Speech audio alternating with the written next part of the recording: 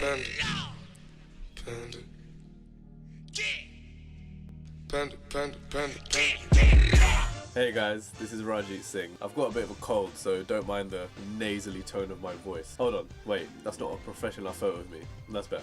In this vid, I'm going to talk about one of my all-time favourite films, Kung Fu Panda. Despite it being an animated kids film, it actually has quite a bit of hidden depth. It follows a fairly classic storyline where an unlikely hero has to save the day from a bad guy who's coming back to take his revenge. But Kung Fu Panda does it in such a charming and subliminally deep way. Let's see what philosophical morsels we can find. Like many animated films, Kung Fu Panda preaches the message to follow your heart no matter what anyone else may think or say to you. Po wants to be the greatest Kung Fu warrior the world has ever seen, despite the fact he knows no Kung Fu. He's a panda, and by his very nature he's fat. His nature is the reason why everyone believes he'll never be able to learn Kung Fu, let alone become a master. This is symbolic of prejudices that exist in our society, the idea that someone cannot do a certain thing because of their nature. In Kung Fu Panda, a character's nature is whatever animal they happen to be. Tigress is a tigress, monkey is a monkey. In human society, our natures are often interpreted as things like our ethnic backgrounds, cultures, places of birth, etc. These are stereotypes, and stereotypes exist because we as humans have a need to label things around us. To label is to define, and to define is to limit. We have the need to define meanings for things because then we can think about them logically. Try thinking about something which doesn't have a definition. A stereotype is a simplified and standardized common conception or misconception about members of a particular group. Stereotypes are a form of prejudice, which simply means to prejudge. And prejudice was actually essential for human survival in caveman times. Prejudice against wild animals or rival tribes could mean the difference between life and death. But in modern society, the need for prejudice is largely outdated, but we haven't evolved out of using it. Stereotypes are often negative because they tar all the members of a specific group with the same negative misconception without taking into account individual differences. This is what happens to Po. He's stereotyped because he is a panda. Everyone thinks he's fat and lazy because that's how pandas are commonly seen. And it's this stereotype which is the source of his ill treatment and ostracization by his peers. Yeah, or could at least touch his toes. Or even see his toes. Despite the stereotypes against him and how others see him, Po doesn't let anyone tell him what he can and can't do. He knows Shifu has no belief in his ability and is trying to make him quit. You knew I was trying to get rid of you, yet you stayed. But he persists. I stayed because every time you threw a brick at my head or said I smelled, it hurt. But it could never hurt more than it did every day of my life just being me. He persists because he feels Kung Fu is his passion, what he was born to do, despite how much pain he goes through for it. This is the timeless idea of following one's passion no matter what, regardless of how many hours have to go into it or how much one has to go through. Po sees it not just as his passion, but as his identity. The ideal of unflinching belief in oneself is echoed throughout Kung Fu Panda and comes to fruition when Po realizes his dad's secret ingredient for his secret ingredient soup. The secret ingredient is nothing. Huh? You heard me. To make something special, you just have to believe it's special. There is no secret ingredient. It's just you. This is the essence of the self-fulfilling prophecy, or Pygmalion effect. Whatever you strongly believe about yourself will come true.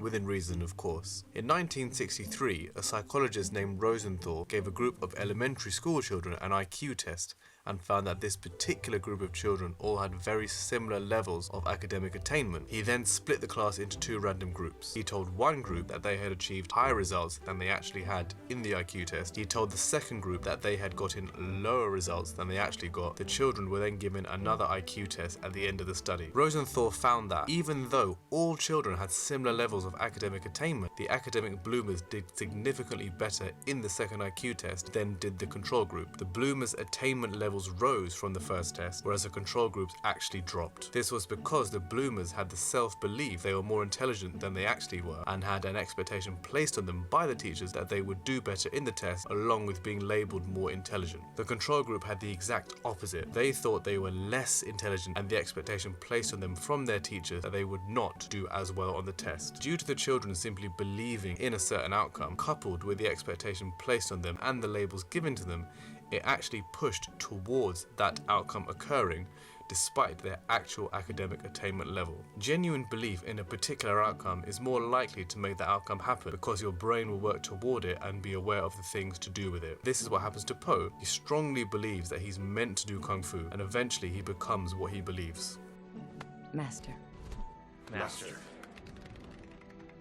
Po's perceived weakness, his weight, the reason he's ostracized from Kung Fu by his peers, actually becomes his strength. Shifu tries to teach Po using traditional methods, but realizes he can't get through to him, and instead capitalizes on Po's love of food in order to train him. Po can only relate to what's being taught to him if it involves food. Po's successful Kung Fu training relies on his love for food, and by extension his weight, and his weight was precisely the reason that he, and only he, could defeat Tai Lung. Tai Lung defeated the entire Furious Five using, essentially, his secret weapon, a deadly effective nerve attack. He tries using this technique on Po to win the battle, but realizes his attack has no effect on him because Po has so much extra padding that Tai Lung's fist can't penetrate. Po's weight is his strength. Yesterday is history. Tomorrow is a mystery, but today is a gift. That is why it is called the present. This simple but thought-provoking statement outlines the importance of living in the moment and not dwelling in the past or worrying about the future. As the Dalai Lama famously said, if a problem is fixable, then there is no need to worry. If it's not fixable, then there's no help in worrying. The present moment in time will pass, and then it's gone forever. We can't get any single moment back. Life is but a collection of moments, and with each moment that passes, life gets a little bit shorter. As morbid as this sounds, is an interesting way of putting into perspective the value of time and the value of a moment itself. This is why Master Oogway says the current moment is a gift. That's why it's called the present, and I do thank you for spending this present moment listening to me talk about Kung Fu Panda. In the modern age, there's an interesting phenomenon which takes our focus away from the present moment but does not put the focus on the past or the future. This phenomenon is, of course, smartphones. These useful little computers sitting in our pockets spend a huge amount of time staring us in the face. So much, in fact, that we could be missing out on so many things happening in front of us. We could quite literally be passing by opportunities of a lifetime simply because we don't look up. 3 things once lost can never be gotten back: time, opportunity, and words. A key idea in the film is that time is immutable. This means that time is a straight line, that what's set is set, that everything that has happened is happening and will ever happen can only happen that way. It's the idea of fate, of destiny, that everything is written. Kung Fu Panda shows this with Oogway's vision. I have had a vision. Tai Lung will return. In response to Oogway's vision, Shifu sends Zhang, a duck, to the prison to tell them to tighten up security. Fly to Chalcom prison and tell them to double the guards, double their weapons, double everything. On inspection of the prison commander gives Zhang a slap on the back, dislodging a feather which drifts down to where Tai Lung is being held. Tai Lung uses this feather to pick the lock on his shackles and break free, at which point he makes his way back to the valley. This is probably the most interesting part of the film. If Oogway had not had his vision of Tai Lung escaping, Shifu would not have sent Zhang to the prison and Tai Lung would not have had the feather as his means to escape. This creates a paradox. Tai Lung could only escape because Oogway had a vision of him escaping. If Oogway had had no vision of the future, Shifu would never have sent Zhang to the prison and Tai Lung would never have escaped. Oogway had a vision of something that would happen only if he had had his vision. This is perhaps the idea of fate, which Oogway was aware of in saying this. One often meets his destiny on the road he takes to avoid it. But are all events in time actually fixed? If they're fixed, then it implies that everything that ever happens and will ever happen is predetermined. This is a popular idea in physics. Einstein's theory of general relativity states that we do not live in a 3-dimensional reality, but rather in 4 dimensions called space-time. The first 3 dimensions are spatial and the 4th dimension is time. As humans, we have difficulty envisioning the 4th dimension because we can't imagine what time itself looks like. Because of this, the theory says, we perceive time as a series of separate interconnecting moments, whereas time itself is fixed. This is the idea of time being an illusion and is explained beautifully by Fitz in this clip from Marvel's Agents of S.H.I.E.L.D. Time is an illusion. It's how we perceive the 4th dimension. We're 3D, yeah? Okay, but imagine we lived in a 2-dimensional existence.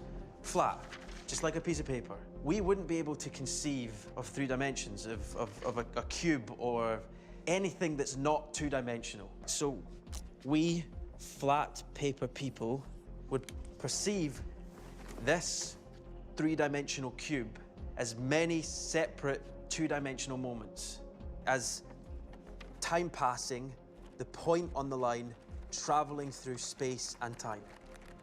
But in fact, the cube, the line, is fixed. Yeah, it's just sitting there.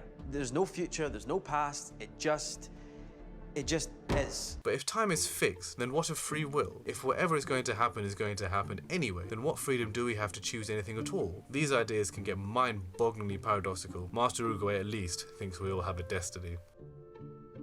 Thank you so much for joining me on this journey into philosophy. Hit that subscribe button, please, to keep up with my videos, and check out my Facebook page and my website as well, and I'll see you next time.